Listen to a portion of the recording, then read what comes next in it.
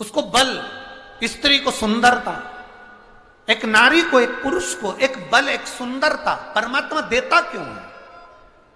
कभी आप लोगों ने अंदाजा लगाया? कभी किसी शास्त्रों पुराण में, किसी वेद में, कभी शास्त्रों में अध्ययन किया कि किसी पुरुष को भगवान सुंदरता दिया, बल दिया, किसी नारी को भगवान ने सुंदरता दिया, चतुरता दी, सुंदरता दी? क्यों दी? उसका कारण क्या है?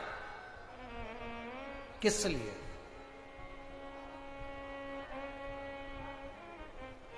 क्यों प्राप्त हुई? किस लिए प्राप्त हुई? शिव महापुराण की कथा में मां पार्वती जी जब उमा बनकर जन्मी थी, माता पार्वती का ये पार्वती अवतार तो 52 नंबर का है।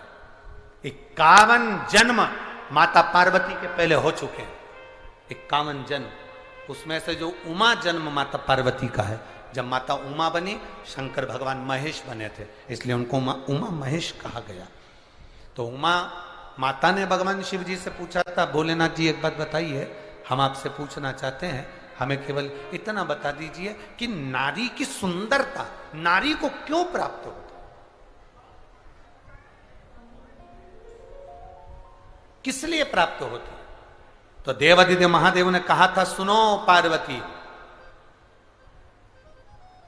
ये नारी की जो सुंदरता है, ये किसी पर पुरुष को रिझाने के लिए नहीं है। ये नारी की सुंदरता उसके हृदय के भाव को जनमानस तक पहुंचाने के लिए है कि मैं अपने हृदय से भी सुंदर भाव जनमानस को दे सकूं।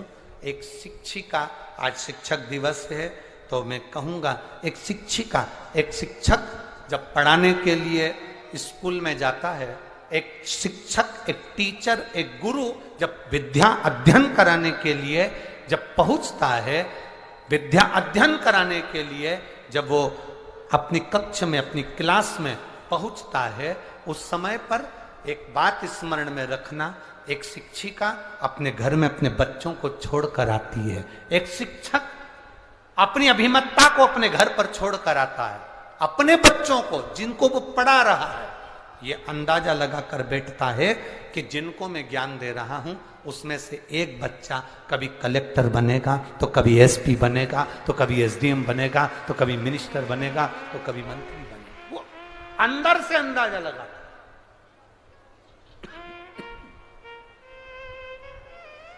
अपने भीतर से अंदाजा लगा रहा होता, वो अपने अंदर से अंदाजा लगा रहा होता है। शिव कथा कह रही है, भगवान शंकर का संवाद कर रहा है, शिव महापुराण वर्णन कर रही है, शिव तत्व कह रहा है। सुगंधा ने अपने शरीर के बल पर ना जाने कितनों को अपने काबू में कर लिया, काबू में तो कर लिया। एक दिन क्या हुआ, अवंतिकापुरी में ऋषियों का आगमन हो गया। ऋषि कुमार आए, अवंतिकापुरी में बैठे और क्षिप्रा माँ के तट पर बैठकर अवंतिकापुरी में ऋषिगण सबकी सब तप साधना में लीन होने लगे। इनकी सुंदरता को देखकर, इनके स्वरूप को देखकर सुगंधा ने विचार करा, क्यों ना इनको भी मैं अपनी मुट्ठी में कर लूं, इनको भी मैं अपने कब्जे में कर लूं और इनको भी मैं अपनी चाल में चलाऊं। सुगंधा ने अपने शरीर की सुगंध के माध्यम से ऋषियों के सामने अपनी सुंदरता का जाल फैलाना प्रारंभ किया। जब अपनी सुंदरता का जाल सुगंधा ने फैलाना प्रारंभ किया, ऋषियों को अपना बनाने के लिए जब जाल फेंका, अपनी सुंदरता का, अपनी सुगंध का जब जाल फैलाया, उस सुगंधा ने, ऋषि कुमार ने, एक ऋषि कुमार ने अपने ऋषियों से कहा कि ये कन्या जो सामने नजर आ रही है, ये कन्या श्रेष्ठ नहीं है, ये अपने काबू में ना जानो कितनों को कर चुकी है, तो ये अपने को भी कब्जे में करना चाहती है, ये अपने को कब्जे में लेना चाहती है, क्या करा जाए। ऋषियों ने कहा कोई बात नहीं, इसके माता पिता के कोई पूर्व के पुण्य होंगे जिसके कारण ये कन्या के शरीर में सुगंध आई है और इसका अवंतिकापुरी में जन्म हुआ है, ये पूर्व के कर्म होंगे।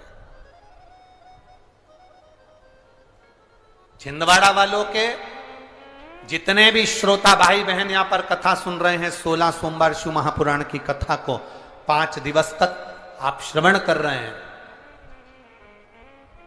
कभी अंदाजा लगाना कि आपके पूर्व के कोई पुण्य जरूर होंगे, उस पुण्य के बल पर यह शिव पुराण आपको मिली है।